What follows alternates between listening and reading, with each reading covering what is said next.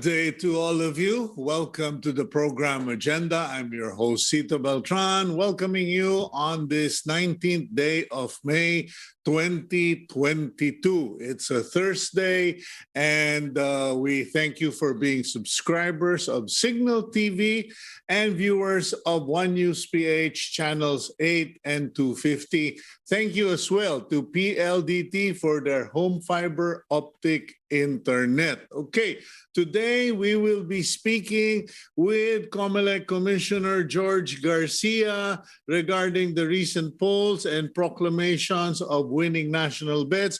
But more importantly, we seek to get clarifications on the, so ika nga tawag nila dito, ito conspiracy theory na naman, that Sara Duterte, presumptive Vice President Sara Duterte, will have an advanced inauguration or inaugural ahead of Bongbong Marcos.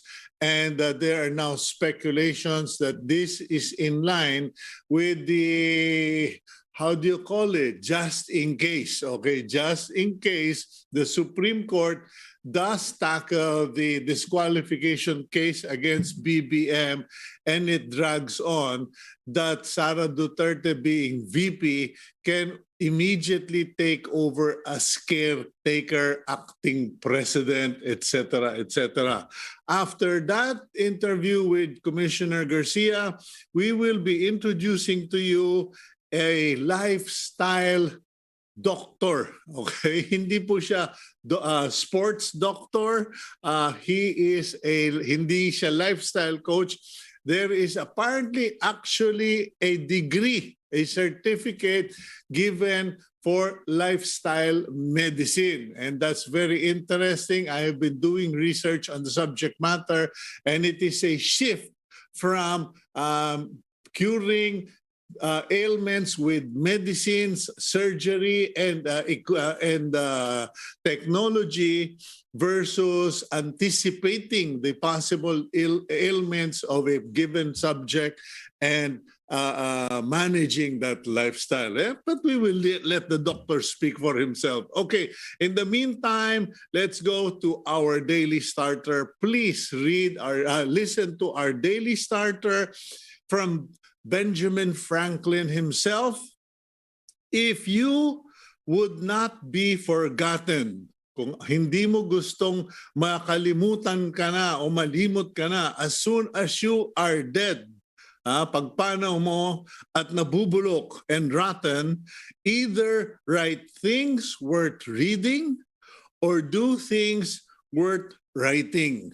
Okay, so either write things worth reading, so write good things, great things, deep things, or do things worth writing. Okay, paalala po sa atin yan because many of us think of legacy, think of how will I be remembered. Monuments, they come and go. Even in America, they are now being toppled. So remember that, okay? Now, let's go to the front page of the Philippine Star, and it's half of it is really, more than half of it is really all about elections, etc. The front page, Magic 12 senators proclaimed. Okay, congratulations to the Commission on Elections. That went quite smoothly and fast. And that big photo there is a photo of the Magic 12 presented by commissioners of the COMELEC. Okay, now, at the top of the front page, you have seniors, frontline healthcare workers may now get second booster. Ay, maraming salamat po, Lord. Okay, thank you, Lord, because the efficacy and the protection that many of us has had from 2 vaccinations and 1 booster shot, that's already going down, that's reducing. So I encourage all our viewers, please get the second booster shot if you are a senior, if you are a frontline healthcare worker, or if you have comorbidities. Okay. And below all of that, who benefits if BBM is disqualified? COMELEC Commissioner George Garcia explained all of that yesterday in a TV interview with the chiefs on Cignal TV here on Cignal TV. And noon pa ni-explain sa agenda yan ni Commissioner George Garcia. And you should check the newspaper or go to Cignal TV online. Anyway, the photo there in the middle is a photo of Filipino athletes. First, Filipino-American Kyla Anise Richardson celebrating with the Philippine flag after gaining the distinction as the 31st Southeast Asia Games Sprint Queen. Kumbaga, parang nag-ala Lydia De Vega yung ale, di ba? Kung hindi nyo alam kung sino si Lydia De Vega, go back to real history. Okay, and then you have Johann Chua, Abi Bidauri, and Pia Bidaure o Bidar, hindi ko alam kung Bidaure o Bidar, and Phoebe Amistoso making a triple kill for Team Philippines on day 11. And then in the archery department, Carlo Biado in all-Filipino final in the men's 9-ball billiards event. Ayan po, lahat sila nagtagumpay, mag-uuwi ng maraming ginto-gintuan. Okay. Baka mamaya luminya kayo sa naiya, manghingi kayong pera. Okay. Isabong may end under Marcos. Okay. Yan po, the spokesperson of presumptive President Bongbong Marcos in the person of Vic Rodriguez replied to a query regarding Isabong and said that Bongbong Marcos is not inclined to pursue the continuation of Isabong even if the Philippine government needs to raise a lot of money because of its destructive effects on society. Meanwhile, poor Pinoy families rise to 10.9 million. Nag-rise po from 10.7 yata to 10.9. Hindi naman dramatically but noticeably. Okay. CHR violations found in non-laban cases. Okay, the Commission on Human Rights investigating these cases where alleged drug suspects who were killed reportedly fought back or fired. Turned out that there were violations. Okay, Pag-asa declares onset of rainy season. Okay, obvious po, lumabas na yung gamo-gamo 2 weeks ago. Okay, but anyway, the National Weather Bureau has announced that we are officially in the rainy season. Okay, new Supreme Court Justice named, okay, and her name is Justice Maria Filomena Singh, okay, as the 15th member of the Supreme Court. Now, last but not the least, Metrobank Foundation President Aniceto Sobropeña presents, okay, the 3rd Grand Anvil Award to Metrobank Chairman Arthur T. For public relations program where they provided supplemental aid to 10 community pantries in Metro Manila in 2021. Ayan po, ayan na ang balita natin and from the front page of the Philippine Star. Let's now move on to our interviews. Let's bring in dapat to, co-host ko na ito eh. Co-host na ito dito sa agenda because even before he became popular, he was already here on agenda. None other than COMELEC Commissioner George Garcia. Commissioner, good morning to you. Good morning, Sir Cito, and good morning to all our televiewers. Well, congratulations. COMELEC managed to get us through this election. Question is, when is all of this madness officially over? when we are able to proclaim, Sir Cito, the party list, actually po na-proclaim namin senators lang kahapon, the 12 winning senators. Inuna namin sila sapagkat yung meron po pa po kasi tayo isang natitira na probinsya, hindi na pa nakakapagpadala officially ng result. That's the province of Lanao del Sur. Kasi may isang munisipyo, sa munisipyo yan may 14 na presinto na nagkaroon ng failure of election. And so we'll be conducting the failure of the special election sa May 24 pa po, Sir Cito. But then we computed and we determined that the results of Lanao del Sur will no longer affect the ranking of the senatorial candidates na pinroclaim natin kahapon. More specifically, it will not affect the number 12 and the number 13. So we decided to proceed with the proclamation kasi alam nga naman pong hanging sila kahit na hindi na apektado. But as far as the party list election, Sir Cito, is concerned, we had not yet proclaimed because we have to wait for the votes in Lanao del Sur. Yung number of voters po kasi, Sir Cito, sa Lanao del Sur ay 685,000.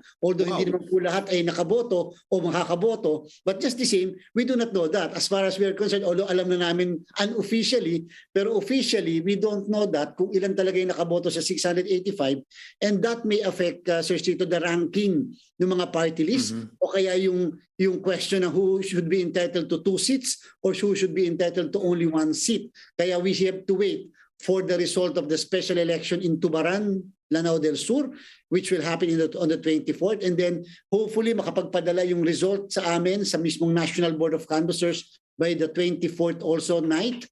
We can proclaim the party list representatives by 25 up to 26 of May po.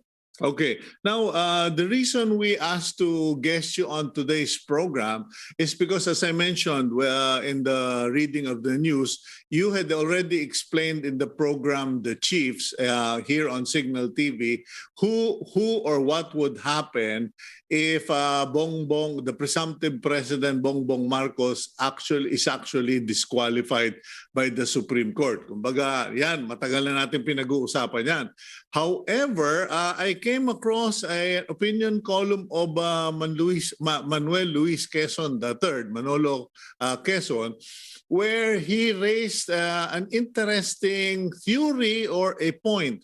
Because yesterday, the news said that Sara Duterte, presumptive Vice President Sara Duterte, wants to go ahead with her inauguration in Davao way ahead of BBM. And you yourself have said it's no big deal. But Manolo Quezon said if she gets sworn in, and BBM is not sworn in because the case is before the Supreme Court, there is an injunction, whatever, Sara Duterte becomes acting president or caretaker of the new administration. Sir Cito, ano po, siyempre that's political speculation. Yes, I know. Pasensya ka na kasi alam mo, ang hirap humanap ng medyo nakakaintindi from both sides. You've been a election lawyer, you're COMELEC Commissioner. Just an overview, please. Yes po. Sir Cito, okay po. Tama po yung sinabi niyo po. Muli, there is nothing in the Constitution which prevents a winning presidential or even vice presidential candidate from taking his or her oath even before the actual assumption to office. Dito lang po sa ating bansa, nakasanayan natin as a matter of tradition na bago mag 12:01, 12 o'clock ng June 30, medyo too close, ilang minutes lang, tsaka manunumpa ang nahalal na Pangulo o bangalawang Pangulo. Tradition po yun, but nothing in the Constitution which provides, dapat dun ka sa panahong yun manumpa. Pwede, it can be earlier, it can be after the proclamation. Yung po mga nanalong senador kahapon, pwede nga po mag-oath na sila ngayon sa isang notary public, sa isang barangay chairman o sa isang judge. Pwede na po gawin nila yan dahil naproklama na po sila. Basta, ang rule lang is under the Constitution, ang assumption mo is June 30 at noon. Okay, so doon po tayo sa given na situation na yon. Now, yung mga pending case po, Sir Cito, muli inuulit ko, na magkakaiba po kasi ang implication, Sir Cito. Hindi po, I will not refer specifically to that position. Okay. I will just refer generally kung ano po yung talagang rule natin when it comes to mga disqualification cases. Para po makonect ng ating po mga viewers kung ano yung dapat nilang tamang analysis dito. Okay po. Again, dalawang kaso po ang pwedeng kaharapin ng isang kandidato. Ano man po ang posisyon na tinakbuhan niya? First, Sir Cito, disqualification. Second, yung tinatawag na cancellation of candidacy. So ang unang titingnan po natin, yung bang pending na kaso na na-file sa kanya, cancellation ng candidacy or disqualification. Okay, second question. Kapag ba cancellation, ano ibig sabihin? Nagsinungaling, misrepresentation, hindi niya sinabi ang totoo. Under oath pa naman yung COC. At dahil hindi siya nagsabi ng totoo, pinaparusahan siya doon sa pagsisinungaling niya. Hindi because hindi siya eligible, hindi because wala siyang qualification, but because nagsinungaling siya. Sabi niya, 18 years old, 17 pala. Sabi niya, Filipino citizen, yung pala, American citizen. Sabi niya, registered voter, hindi pala registered voter. So nagsinungaling, not because hindi siya registered voter, not because hindi siya Filipino citizen, but because nagsinungaling siya. Yung disqualification naman po, madami po sa enumeration, pero ang simple lang po, kumbaga sa basketball, you violated the rules of the ball game, naniko ka eh. O kaya tinulak mo yung kalaban mo, teka muna, dyan ka muna, thrown out ka muna. Pero player pa rin siya. Doon po sa isa, hindi ka player. Ngayon po, madaming mga pagkakataon, Sir Cito, na yung mga ganyang klaseng kaso, whether disqualification or cancellation, ay hindi na didesisyonan.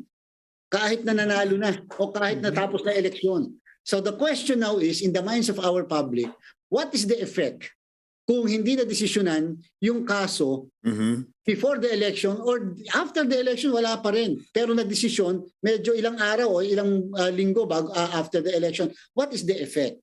If a person, a candidate, is facing a petition to cancel his candidacy at na-desisyonan yon, Sir Cito, after the election, tapos yung mismong kandidatong for mayor na yan ay na-cancel ang candidacy, sinong uupo? Sabi ng Supreme Court in several cases, Halusos versus COMELEC, Aratea versus COMELEC, Federico versus COMELEC, and such, Makiling versus COMELEC, and such other cases, the second placer will sit, or the one with the highest number of votes after him shall sit. Bakit yun ang effect? Kasi sabi ng Supreme Court, as if hindi naging kandidato yung na-proclaim na kandidatong yon. Kasi pinakancel yung candidacy.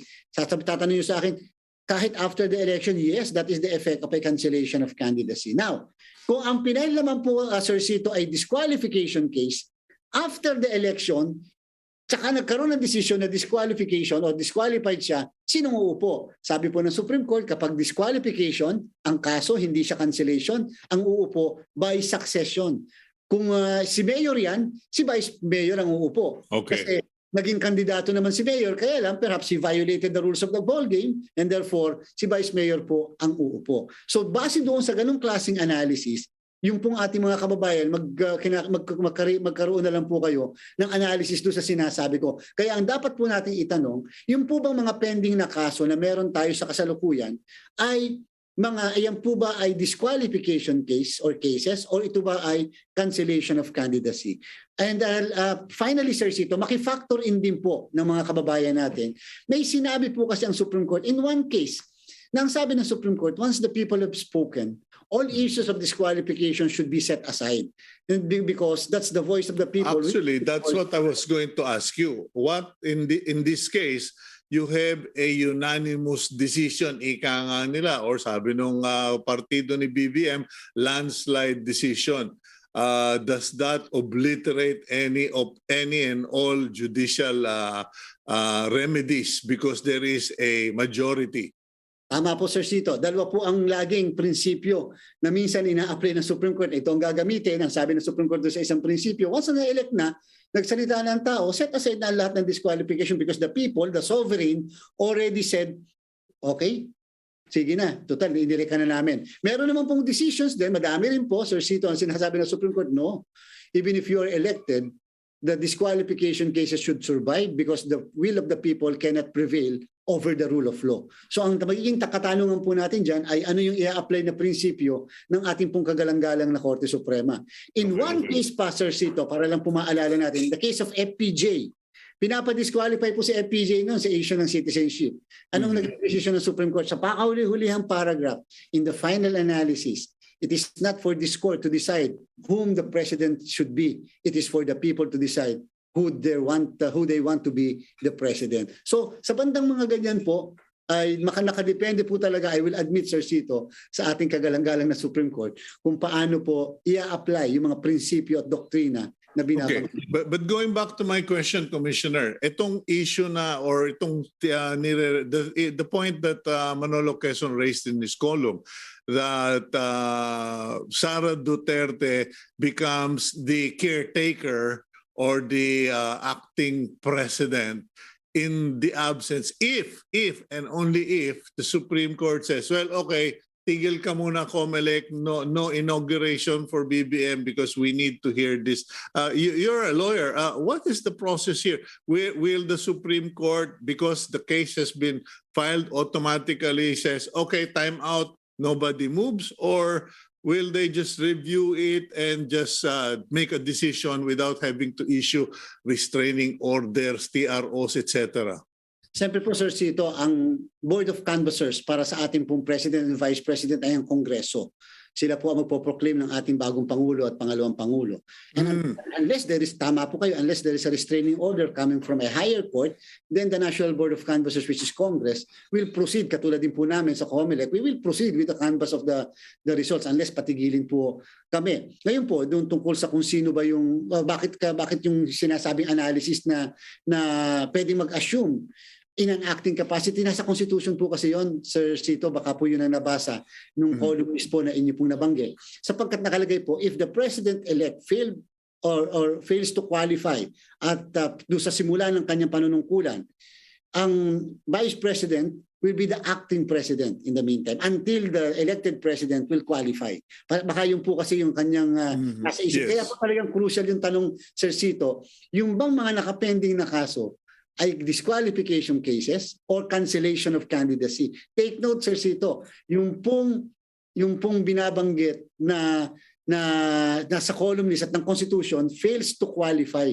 Yes. Ang sabi fails to qualify, and therefore the elected Vice President shall become the acting President until the President will qualify. So yun po yung, I think yung crucial. Ano po ba yung nakapending na kaso? Is it disqualification or cancellation of candidacy? And siyempre, nanalo na lumampas na election, nanalo na may mandate na may will of the electorate, will the Supreme Court sustain the will of the electorate or will the Supreme Court still stay? No, we can still assume jurisdiction. Okay, so from college, balik muna tayo sa grade school. Grade school na tanungan. Matanong ko lang, is it necessary this inauguration and this swearing into office? Because, you know, some people said, pwede naman palang mag-swear in sa harap ng barangay tanod o sa harap ng Chief Justice. Parang formality lang ba yan? Is this inaugurals, are these inaugurals, swearing in, are they a component of the law of the land or part of the law? Sa akin pong palagay, it's part of our tradition na lang because of the long line of tradition that we had, especially ang ating po kasing Constitution ay binase natin ang ating sistema ng pamamahala sa United States. At alam naman natin kapag kami nananalong Pangulo doon, it's just really part of the tradition na sa harapan mismo ng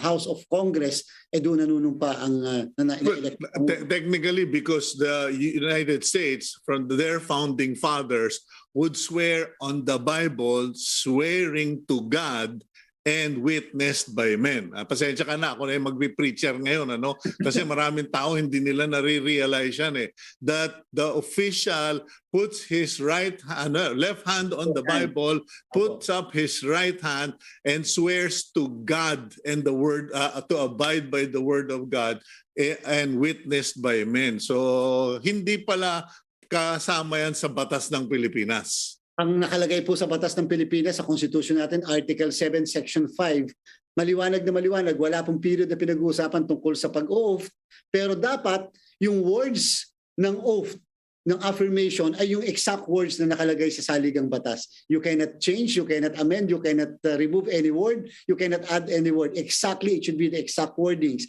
Kasi yun mismo yung nakalagay po sa saligang batas. And again, the assumption should be by noon of June 30. Okay. Dahil may change, may transition of office and of terms. Now, maiba naman ako, Commissioner. I also, alam mo, fan na fan mo ko. Pinapakinggan ko lahat ng sinasabi mo. You made a comment regarding the poor, hindi naman poor, pero seems to be reduced in engagement of voters with the party list choices. Kumbaga konti, very few actually voted for party list candidates. How bad was it and what are the recommendations of the COMELEC? Kasi baka naman nagsasayang lang kayo ng tinta at papel.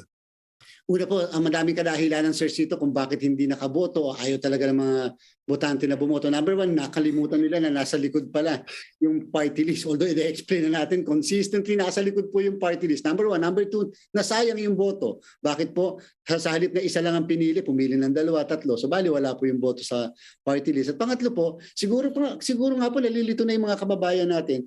Ano ba talaga ang kinabibilangan kong sektor?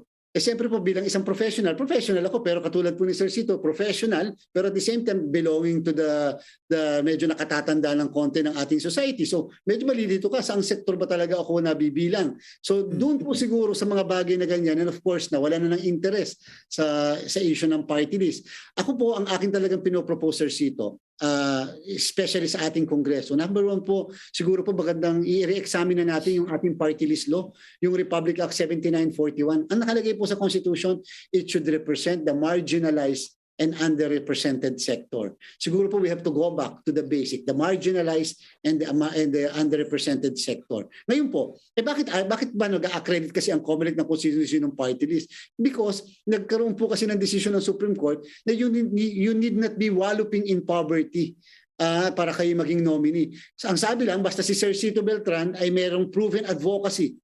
Halimbawa, dito sa ganitong klaseng advokasya, then kahit hindi siya belonging to that sector, then you can represent that particular sector. Kung ikaw ay hindi nakatatanda, batang-bata ka, pero ang advokasya mo ay pagmamahal sa nakatatanda, pwede kang maging representante na nakatatanda. Kung ikaw ay isang lalaki, pero ang advokasya mo, women's rights, natagal na, mahabang panahon, then pwede kang maging representante ng mga kababaihan. So yun po yung ating umiiral na batas. Ang problem po, Sir Cito, ay sa aking palagay, sa sobrang dami ng party list ay hindi na ma-select ng proper sino ba talaga ang dapat mag-represent sa tamang sektor. Ang pinopropose ko po, Sir Cito, let us determine, katulad nung unang magkaroon tayo ng party list, Sir Cito, after the 1987 Constitution, let us determine ano ba talaga ang iba't ibang sektor ng ating lipunan. Halimbawa po, Sir Cito, 10 na sectors, women, fisher folks, farmers, senior citizen, etc. 10 halimbawa. Sa 10 yan, ilan ba talaga ang ating party list? 63. So, Congress should divide ilan ang ibibigay natin sa sektor ng kababaihan, ilan yung mga senior citizen. So, ilalagay na natin sa batas, wala pong ganun kasi, Sir Cito. Pagkatapos, kung merong 10 party list na lahat sila ay nagre-represent sa senior citizen, sila ang maglalaban. So that at any given time, at any given Congress, we have a representation for that particular sector. Hindi isang sector lang kumokontrol. Halimbawa, but Commissioner George, what's the point of having congressmen and congresswomen who we refer to as representatives if you still have to put up another set of representatives to represent the very people that magpagmumura na naman ako nito eh. This so-called misrepresentations are not representing. I mean, parang ano eh, naglulukuhan eh. Kasi I'll be honest, no, I'm wondering why the COMELEC did not act on certain party lists na yung tatay, diretsana, senador, yung nanay, gobernador, yung anak, congressman, yung kapatid, mayor, yung isang kapatid, barangay chairman, parang sabi ko, tapos may party list pa yung isang kapatid. Sabi ko, anak ng ewan naman to, lantara na itong pangluloko ng COMELEC. Alam niyo po, Sir Cito, ang kadahilanan din, dahil po sa once nag-file ng accreditation, hindi pa po nakalagay kaagad kalimitan yung mga pangalan ng sinasabi niyo po. Yung mga powerful individuals nasa likod. So ipapresent muna, Sir Cito, ay yung mga talagang, for example, representing the fisher folks, Di ba? Representative Fisher folks, ipapresent muna yung mga talagang mga mangingisda natin, sila yung nasa organization. Pag sinabmit na yung mga nominees, either bigla na doon papasok yung pangalan ng sinasabi yung mga powerful individuals, doon papasok, and therefore, kung ano yung sinabit po kasi sa COMELEC, walang magagawa ang COMELEC. Pwede ba kayong mag-intercept in that situation na, okay, teka, sandali, naglolokohan tayo eh. Yung tatay mo, senador eh, yung nanay mo, gobernador, yung kuya mo, congressman eh. Pagkatas, party list representative ka, teka, lokohan na yan. Can the COMELEC step in and say, we're not gonna put up with this kind of BS? Yes po, pero sa batas po natin, kinakailangan may magpa-file ng opposition or petition laban doon sa mga nominees na yun. Yun po ang kadahilanan, Sir Cito, kung bakit ang list of nominees ay pinapublish ng COMELEC at nire-require din ng Commission na mag-publish yung lahat ng party list ng mga names ng kanilang mga nominees. Meron pa po, Sir Cito, na ibang strategy. Hindi nakalagay yung pangalan doon sa sinabmit ng sinasabi yung powerful individuals, pero later on magsasubstitution. Either may mamamatay doon sa nominees or dahil sa nag-resign o umalis yung nominee, may papasok na yung mga bago. Pagpasok ng bago, doon ngayon nakaandyan yung mga pangalan nung binabanggit yung mga individual. So, ano yan? No touch? Para tayo nagjo-jolens, no touch. Pag nakapasok na, you cannot, the COMELEC cannot step in and say, no, illegal substitution. Parang basketball, di ba? Basketball, you cannot just walk inside the court. You have the coach has to point to you, you have to go to the referee's table, and then you have to tell the referee inside, etc. I mean, and what about this?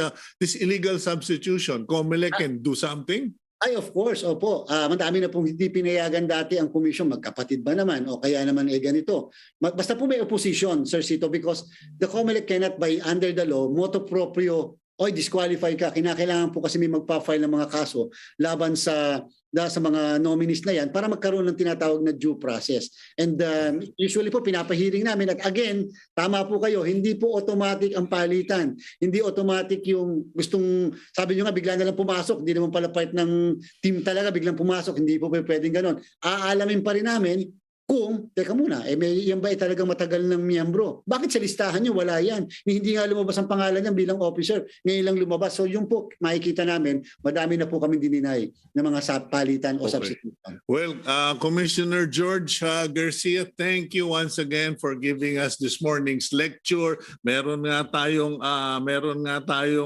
foreigner dito na ang tagal na akong tinatanong nito ito yung comment niya. What a mess. Thank you for dealing with my question this morning on agenda, praying for God's will in this situation. So meron tayo, kahit na yan, Amerikano, natutulungan natin that we are able to clarify the confusion. Anyway, I do hope that you can be able to demonstrate the power and the will of the COMELEC on some of these people because enough is enough. Yung mga kabataan natin, they are so discouraged, they are so disappointed, and at least with these areas, these pockets of abuse, if the COMELEC can act on it, I, for one, in media, will support you. Thank you very much, Commissioner. Thank you very much, Sir Cito. Thank you very much to your program.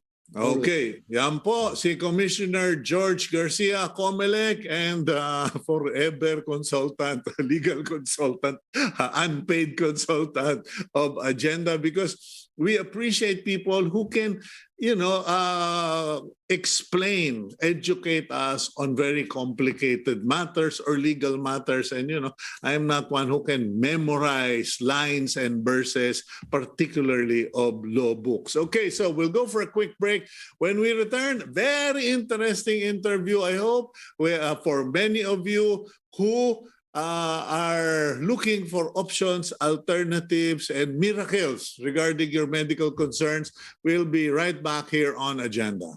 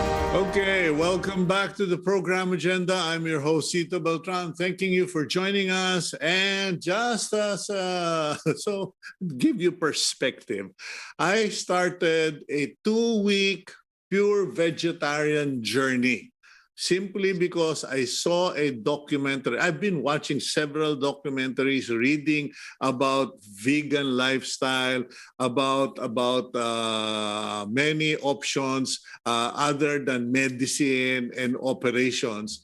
And so I did this thing, and I, in fact, watched a documentary where the issue of dealing with the problem and not curing the symptoms was raised, because modern medicine always subscribes or prescribes medicines but does not attack the very cause. So we found, through my wife, who loves to search in the internet, the first lifestyle doctor in the Philippines.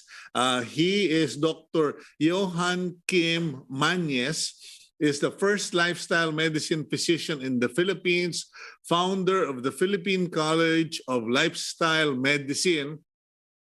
He is now dubbed as the father of lifestyle medicine. He is a faculty member of the recently opened College of Medicine at the Adventist University of the Philippines in Silang, Cavite. He is the first international fellow of the American College of Lifestyle Medicine, co-founder and board member of the Asian Society of Lifestyle Medicine, etc., etc. He has so many certifications. The only reason I'm reading all of this is so that it is clear this doctor is not some person who just dubbed himself as doctor, okay? Hindi siya doctor dahil may PhD, hindi siya doctor dahil dentista siya, and not just a doctor of medicine, but a doctor of lifestyle medicine. Let's bring in Dr. Johann. Good morning, Doc. Hi, good morning po, Sir Cito. I'm so happy to have found you because at least now I have a genuine doctor who can talk to us about lifestyle medicine. Kindly explain to our viewers what this is all about. Sure po. Lifestyle medicine started around 2004 in the US. There was this concern that lahat po ng mga algorithms, yung sinusunod po ng mga doktor na steps pagka na-diagnose na isang pasyente ng isang sakit, usually po yung first na step after diagnosis is lifestyle interventions like improving the diet, doing some exercise, sleeping well, etc. Ang kaso po, wala pong specialization na tumututok doon sa step na yon. Laging nasiskip yung step na yon, tapos dumidiretso na po tayo sa pagbigay ng gamot or kung ano pang ibang medical intervention. So in 2004, they created lifestyle medicine, as they dubbed, parang kinoin po nila ang lifestyle medicine as a practice of medicine. At may grupo po ng mga physicians na pinasimulan po nila ito sa US. And now it is a worldwide practice. So Okay, lifestyle medicine po, it focuses on that step. Okay, now from what I've gathered in all the stuff I've been reading and viewing, lifestyle medicine starts at the very beginning. Yes. It starts with the child, because there's so many things that human beings, people all over the world, parang it's become a pattern. Okay, you're a baby, this is what you eat, this is what you're given, blah, blah, blah. And then when they become adults, they're now sickly. Now, could you elaborate on that from the beginning? Yeah, so lifestyle choices po ang concern po natin, because from the very beginning, usually po sinasabi po natin may familial disease, so katulad ng diabetes, ng hypertension, ng sakit sa puso, cancer. Akala po natin ay mostly genetically. Kasi yung parents natin may ganong sakit, tapos nakikita natin sa history na usually nagkakaroon rin ng similar na sakit yung mga kapamilya. But now we realize that what they actually get is not just the genes. Nakukuha rin po nila yung habits, katulad nung pagkain. Kung anong favorite na pagkain na lutuin ng nanay, yun rin po ang favorite na kainin ng mga anak. So kung anong Correct. sakit ng nanay, ng tatay, yun ang nagiging sakit ng anak dahil po sa maling pagkain. Yung pagkain na hindi po nakakatulong sa kalusugan. You know what struck me, Dr. Johann, is that in the Philippines we finally fully adopted this protocol that children from day 1 to 2 years of age must go through breastfeeding. And Yes. many people kind of wonder, why? O sige na, it's the law, it has to be that case. So we follow that. But nobody really explained why the authorities abroad established that rule that from 0 to 2 years, they should breastfeed and not drink formulated drink or milk or cow's milk. Siguro ikaw na mag-explain kung bakit.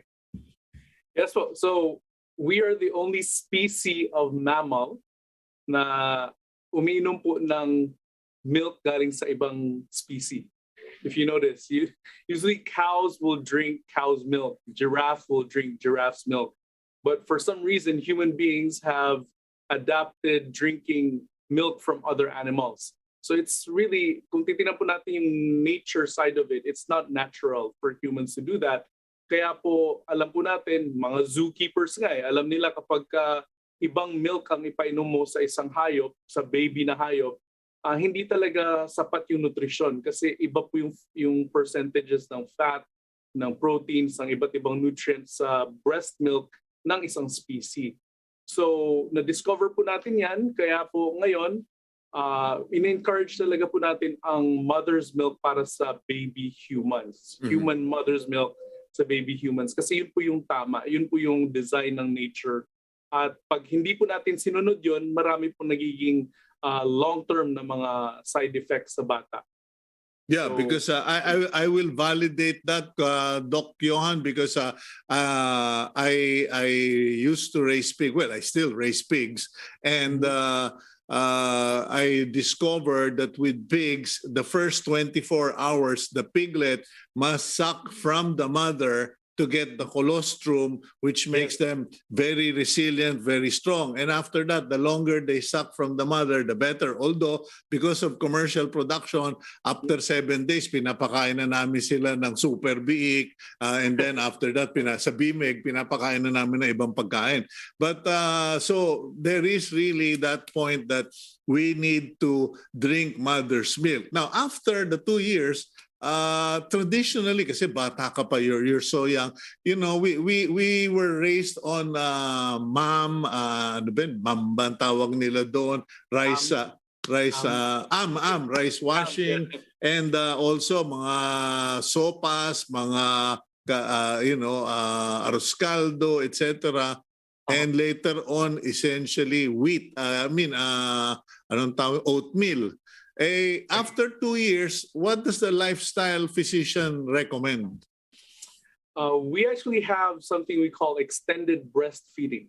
Okay, so extended breastfeeding, we see that yung studies po na ginagawa sa extended breastfeeding, mas maganda po yung kinakalabasan ng mga bata in terms of psychomotor development kapag extended po yung breastfeeding nila. So maganda yung immune response nila, so mas maganda yung immune system nila.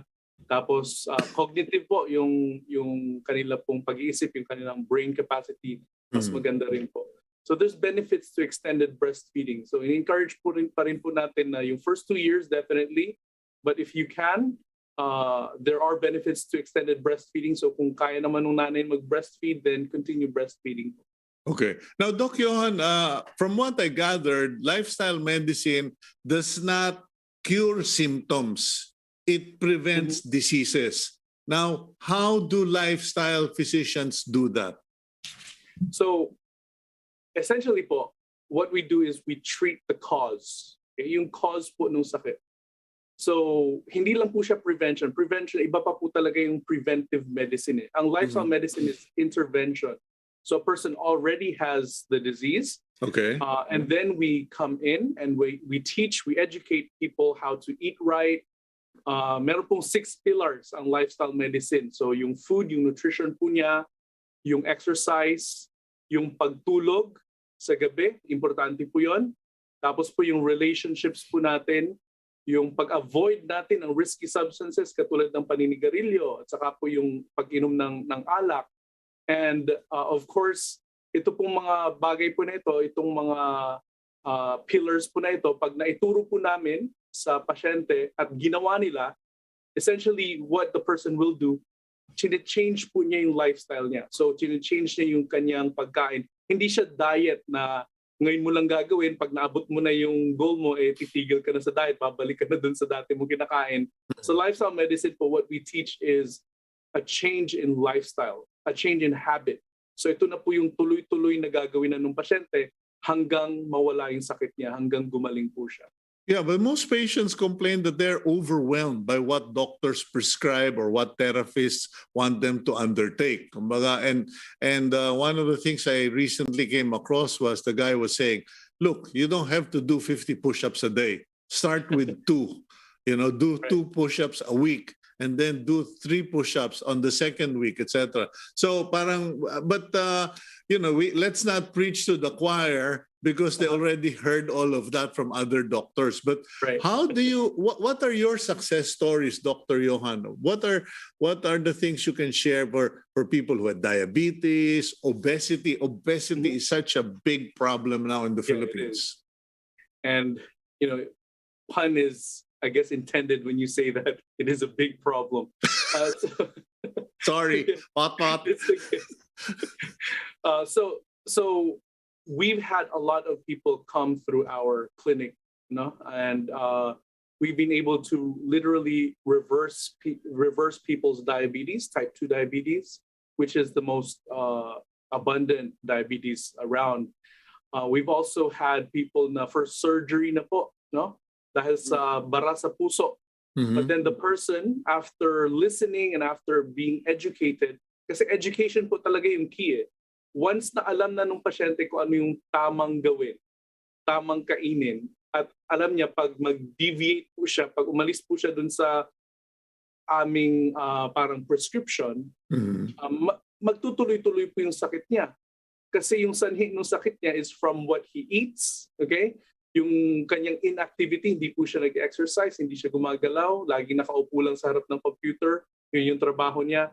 All of these factors are risks na kapag hindi po natin sinunod, magkakaroon talaga po ng chance na lalong lalala yung sakit. So na-reverse na po namin ang mga pasyente na may heart disease. Literally, meron pong bara sa puso, yung kanyang mga arteries, and then 1 to 2 years later, pag in-angiogram ulit po sila, just following a healthy lifestyle, nawala po yung bara. So, minsan nga, syempre nagugulat po yung mga colleagues natin na hindi po nila alam yung lifestyle medicine. Tapos may pasyente na gusto ng second opinion, lumapit sa isang lifestyle medicine physician. Tapos nung sinunod po niya, bumalik siya sa original niya na doktor at nagugulat, paano nangyari yun? Paano nawala yung bara sa puso? Paano na-reverse yung diabetes? Mm-hmm. And this is all scientifically done. Hindi po siya, hocus-pocus lang, magic lang natin. We have solid scientific evidence that it is possible to reverse even yung mga tinatawag natin non-curable na chronic diseases. Yeah, well, speaking of chronic disease, I at one point in my 40s had polycythemia that was so bad it was overproduction of the red blood cells, and my doctor, the doctor who was doing my treatments said, "I'm sorry, Cito, but I'm going to have to take out blood like 500 cc or whatever. I think just a bag of blood out of you every 2 weeks." And I said, "For how long?"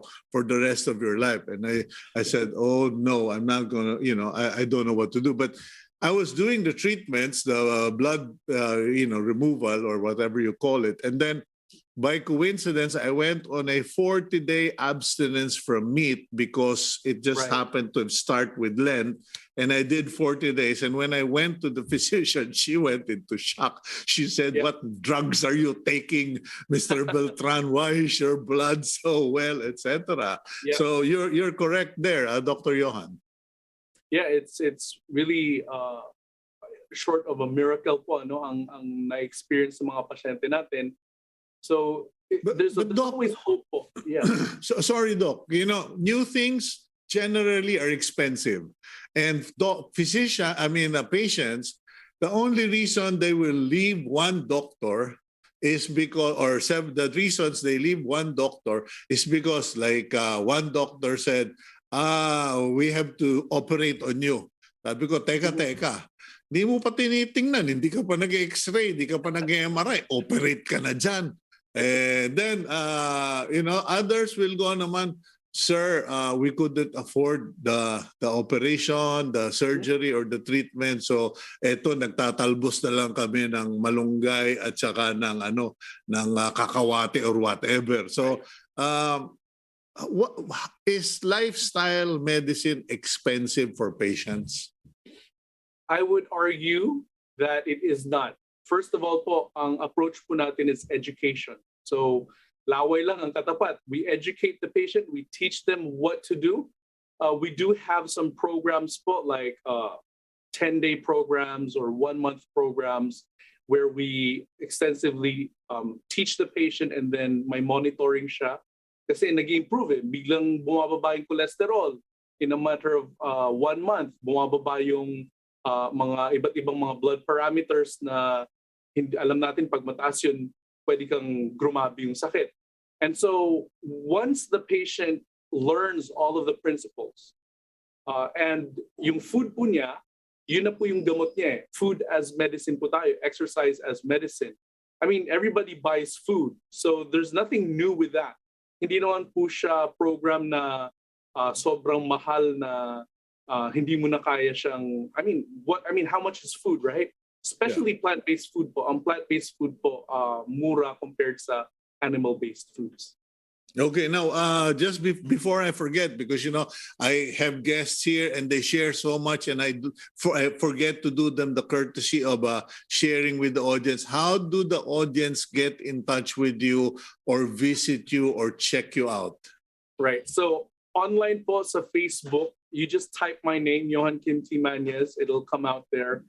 Tapos yung services ko po nandun din sa Facebook page ko. We also have the Doctor's Kitchen PH, which is a nutrition provider. This is a brainchild of one of my patients. Sobrang excited niya sa changes na nangyari sa kanya. Sabi niya, Doc, you need to let people know or help people in a much broader sense. Hindi kaya ng tao lahat mag-consult sa'yo. So if they want the nutrition part, then let's form this nutrition service, the Doctor's Kitchen PH. And so that's ongoing right now po, and we deliver food throughout the Metro Manila area. The Doctor's Kitchen PH. And ladies and gentlemen, just in case you need a little more incentive, if you have Netflix o kaya kapitbahay nyo may Netflix, makinood kayo. Watch that program, What the Health. Okay, ulitin ko, What the Health. And then also Game Changers. Because for the longest time, we've made fun of vegetarians. It's no longer called vegetarian or vegetarian lifestyle. It is plant-based. Hindi po ito yung puro lang damo kakainin nyo. Sabi nga ng tatay ko. But, and surprisingly, I've been eating some food, tofu daw, mushroom daw. Akala ko karne, akala ko baboy. Yeah. Plant-based pala. So, masarap na siya, healthy pa siya. So, yun po ang kagandahan po kapag educated po tayo kung paano mag-prepare ng food. So we really teach people how to prepare the food. Yung the Doctor's Kitchen PH, kapag hindi ka pa marunong, then of course, mas maganda at least yung food na natatanggap mo, alam mong yun talaga ang para sa reversal ng sakit po ninyo. Okay, my sister is a graduate of, I think, 23 chemo radiation sessions, breast cancer, etc. Now, for the people who are going into this or recovering from this or don't want to end up with cancers, what's your quick recommendation? Yeah, so of course, an ounce of prevention is worth a pound of cure, sabi nila. And it's very true. Most of the cancers today are largely preventable. And we are now seeing research na kapag in-apply po natin yung principles ng lifestyle medicine, lalo na po sa pagkain, napaka-importante po yung pagkain. meron po tayong mga cancers na nare-reverse na. So katulad po ng prostate cancer, okay? Yung main cancers po sa babae at sa lalaki, we have evidence, and I've had patients na nagugulat na lang yung mga doctor sila, wala na yung tumor sa breast, wala na yung tumor sa sa bituka. Okay, and we've had experience with these patients. Sila mismo po nag-decide na, okay, this is a good thing to do. I'll do lifestyle medicine. I will change my diet completely. And by deciding to do that, they allow their bodies to heal. So, yan eh, parang na-injure ka. Okay? Tapos, kinabukasan, dun ulit, na-injure ka ulit dun sa same exact spot. And every day, you keep getting injured, hindi talaga gagaling yung sakit. So it's the same thing with eating. If you eat the wrong food, you cause injury to your body. Breakfast, lunch, and dinner, mali lagi po yung food na kinakain mo, pro-inflammatory, nagko-cause ng inflammation, the disease won't go away. But if you allow your body to eat healthy food, your body has an innate capacity to heal itself. So i-allow mo lang po na gumaling yung katawan mo by eating the right type of food and living the right type of lifestyle. Yun po ang ginagawa sa lifestyle medicine. Well, at least now, Dr. Johann, it's a science, it's real medicine, Yes. and it's not one of those hocus-pocus nutritional things that are being promoted but have no curative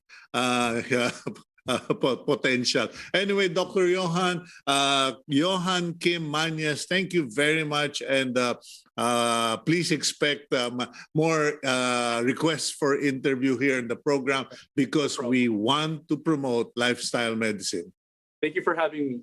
Okay, that's Dr. Johann Kim Mañez, lifestyle medicine doctor. And please, I encourage you, please go to his website, watch the replays, listen to the information, because I will personally tell you that lahi kami, sabi nila, lahi kami ng mga bariles. Makaamoy lang. The minute we catch the waft of sinigang, of pork, or lechon, etc., we put on 10 pounds. But now I am on plant-based diet. I am going through therapy. I'm happy. It takes adjustment, but it makes me a lot better. Okay, let's go for our declaration for this week from Numbers chapter 23, verses 19 to 20. God is not man that he should lie, or a son of man that he should change his mind. Has he said, and will he not do it? Or has he spoken, and will he not fulfill it? Behold, I receive a command to bless. He has blessed, and I cannot revoke it. Therefore, God bless all of you. Thank you for watching Agenda today. And don't forget, catch that documentary, What the Health? Okay, on Netflix. I'm Cito Beltran. Please keep it here on One News PH.